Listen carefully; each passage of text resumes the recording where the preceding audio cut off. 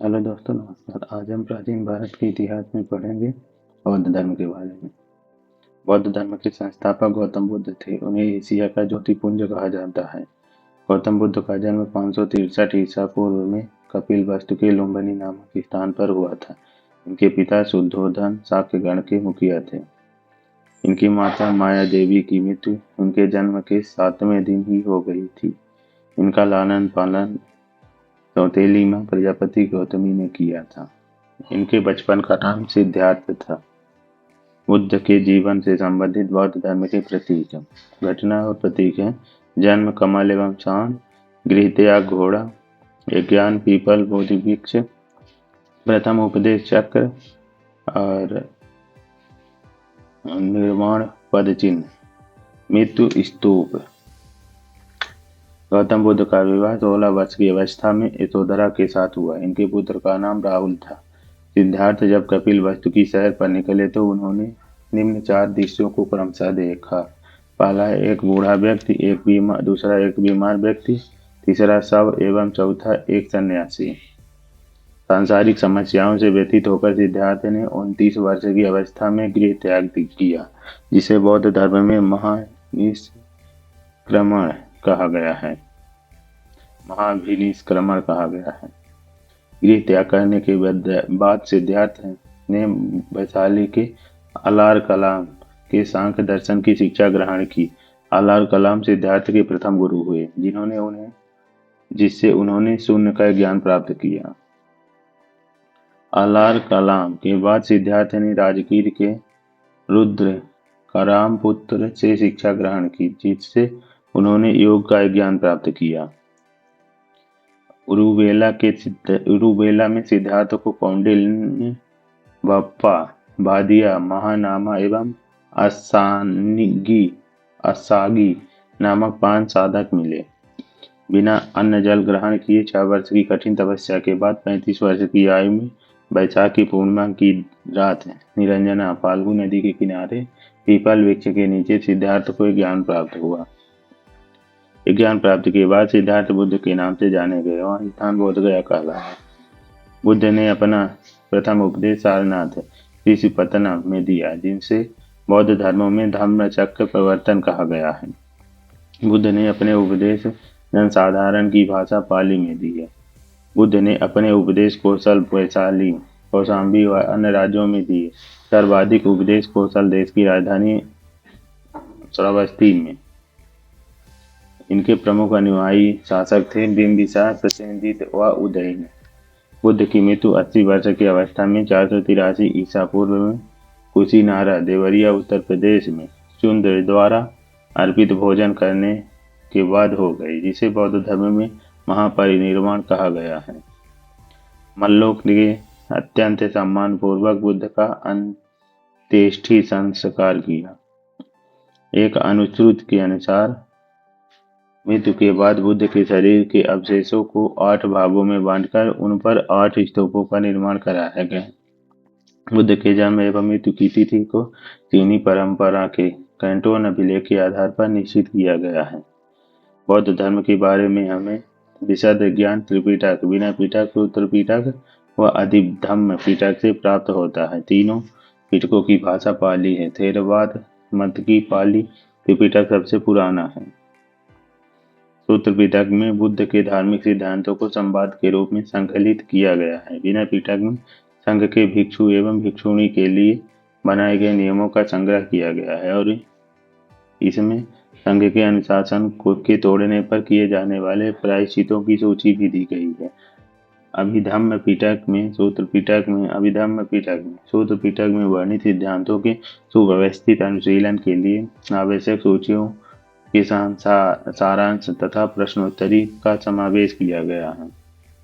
Note: पाली त्रिपिटकों को पहली शताब्दी ईसा पूर्व में श्रीलंका के शासक वत्सगामिनी की देखरेख में पहली बार लिपिबद्ध किया गया। सूत्र पिटक में 5 निकाय हैं: दीर्घ, मध्यम, संयुक्त, अवुत्तर, कुद्दक। बुद्ध के पूर्व जन्मों से जुड़ी जातक कथाएं कुद्दक निकाय की 15 पुस्तकों में से एक है। कुद्दक निकाय में धम्मपद नैतिक उपदेशों का पदात्मक संकलन, थेरवाथा बौद्ध भिक्षुओं का गीत और थेरी गाथा बौद्ध भिक्षुणियों की गीत है। बौद्ध धर्म मूलतः अनिश्वरवादी है, इसमें आत्मा की परिकल्पना भी नहीं है। बौद्ध धर्म में पुनर्जन्म की मान्यता है। तृष्णा को क्षीण हो जाने की अवस्था को ही बुद्ध ने निर्वाण कहा है। विश्व दुखों से भरा है का सिद्धांत बुद्ध ने उपनिषद से लिया। बुद्ध के अनुयायी दो भागों में विभाजित थे।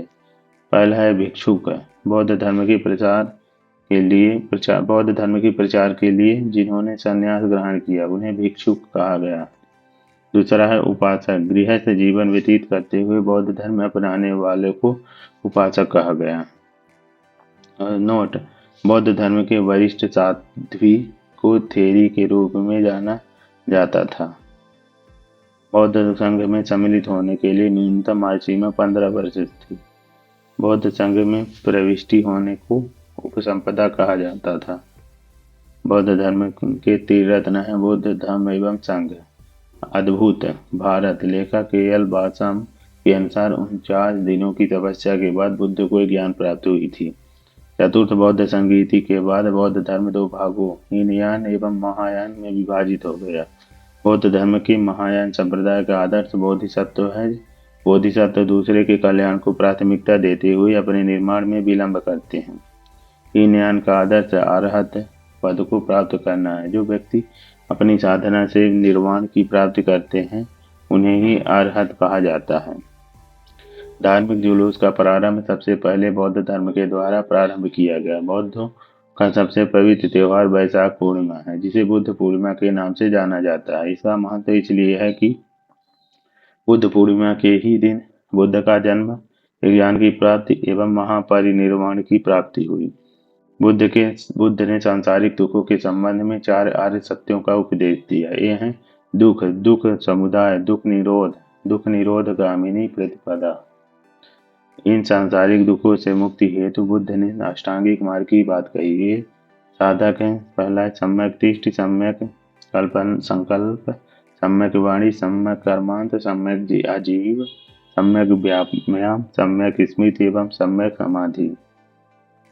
बुद्ध के अनुसार अष्टांगिक मार्गों के पालन करने के उपरांत मनुष्य की भव तृष्णा नष्ट हो जाती है और उसे निर्वाण प्राप्त हो जाता है। निर्वाण बौद्ध धर्म का परम लक्ष्य है, जिसका अर्थ है दीपक चक्र से मुक्त हो जाना। बुद्ध ने निर्वाण प्राप्ति को सरल बनाने के लिए निम्न 10 सीलों पर बल दिया है। पहला अहिंसा, दूसरा सत्य, तीसरा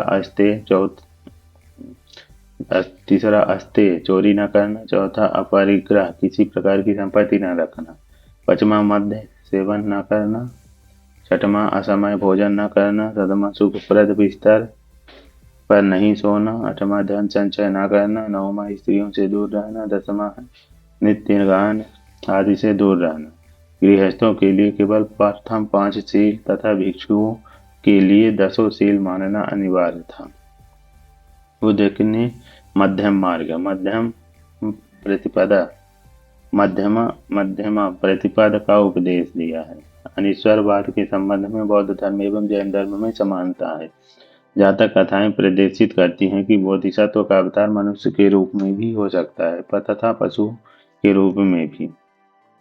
बोधिसत्व के रूप में पुनर्जन्मों की दीर्घ श्रृंखला के अंतर्गत बुद्ध ने शाक्य मुनि के रूप में अपना अंतिम जन्म प्राप्त किया, किंतु इसके उपरांत मैत्रेय तथा अन्य अनाम बुद्ध अभी अवतरित होने शेष हैं।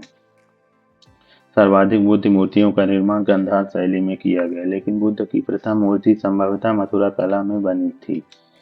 तिब्बत, भूटान एवं पड़ोसी देशों में बौद्ध धर्म का प्रचार पद्म संभव गुरु रिनपांच ने किया। इनका संबंध बौद्ध धर्म के वज्रयान शाखा से था। इनकी 123 फीट ऊंची मूर्ति हिमाचल प्रदेश रेवालसर झील में है।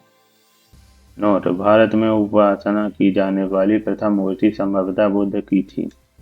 स्तूप वैदिक काल से भारत में प्रचलित समाधान टीले थे, जिसमें मृतकों के अवशेष और राख को रखा गया था जिसमें मृतकों के अवशेष और राख को रखा जाता था। अशोक के शासनकाल में स्तूप कला अपने चरमोत्कर्ष पर पहुंच गई। उसने अपने राज्यकाल के दौरान लगभग 8400 स्तूप बनवाए। वैदिक परंपरा से प्रेरित स्तूपों को बौद्धों द्वारा लोकप्रिय बनाया गया। बुद्ध के मृत्यु के बाद बुद्ध के शरीर के अवशेष 8 भागों में विभाजित कर स्तूपों के नीचे रखे गए थे। स्तूपों को 5 श्रेणियों में वर्गीकृत किया जा सकता है। अवशेष स्तूप, जिसमें बुद्ध और अन्य धार्मिक व्यक्तियों के अवशेष रखे गए, जैसे सांची का स्तूप।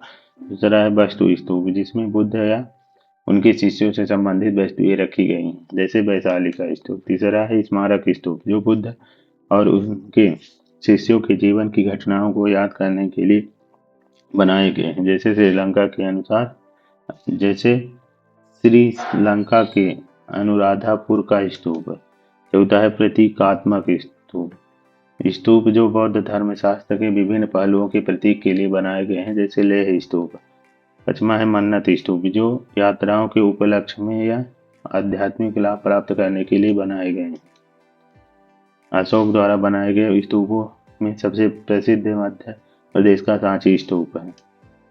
उत्तर प्रदेश में पिपराहवा का स्तूप सबसे प्राचीनतम स्तूप है। स्तूप आमतौर पर अवशेषों का निक्षेपागार होता था। बौद्ध परंपरा में स्तूप एक संकल्प अर्पित या स्मारक संरचना होती थी। नोट: भाजा गुफाएं ईसा पूर्व 2री शताब्दी के दौरान निर्मित 22 चट्टानों को काटकर बनाई गई गुफाओं का एक समूह है। यह महाराष्ट्र के लोनावाला के पास पुणे जिले में स्थित है। यह हीनयान बौद्ध संप्रदाय से संबंधित है। गुफा में कई स्तूप हैं। बौद्ध सभाएं, बौद्ध सभा समय, स्थान, अध्यक्ष, शासनकाल। प्रथम बौद्ध संगीति 483 ईसा पूर्व, स्थान है राजगिरी, अवधाध्यक्ष से महाकश्यप और शासनकाल अजातशत्रु का। द्वितीय बौद्ध संगीति 383 ईसा पूर्व, स्थान वैशाली, अध्यक्ष सावाकामी और शासक थे काल अशोक।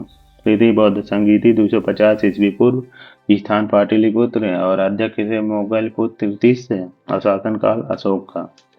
चतुर्थ बौद्ध संगीति 98 ईस्वी में और कुंडलवन ग्राम स्थान था और वासुमित्र घोषाध्यक्ष थे और शासनकाल था कनिष्क का। भारत के महत्वपूर्ण बौद्ध मठ, स्थान और राज्य केंद्र शासित प्रदेश है। टाबो मठ, टाबोगांव, स्पीति घाटी, हिमाचल प्रदेश में। नाम ग्याल मठ, धर्मशाला, हिमाचल प्रदेश। हेमिस मठ, लद्दाख में। थिकसे मठ, लद्दाख में। सासुर मठ, लाहौल, स्पीति, हिमाचल प्रदेश में। मित्रालिंग मठ, देहरादून, उत्तराखंड में। रूमटेक मठ, गंगटोक, सिक्किम में। तवांग मठ, अरुणाचल प्रदेश में। नामड्रलिंग मठ, मैसूर, कर्नाटक में। बोधिमंडा मठ, बोधिगया, बिहार में। इसी प्रकार की वीडियो के लिए चैनल को लाइक, शेयर, सब्सक्राइब और अपने सुझाव कमेंट बॉक्स में जरूर दें। धन्यवाद।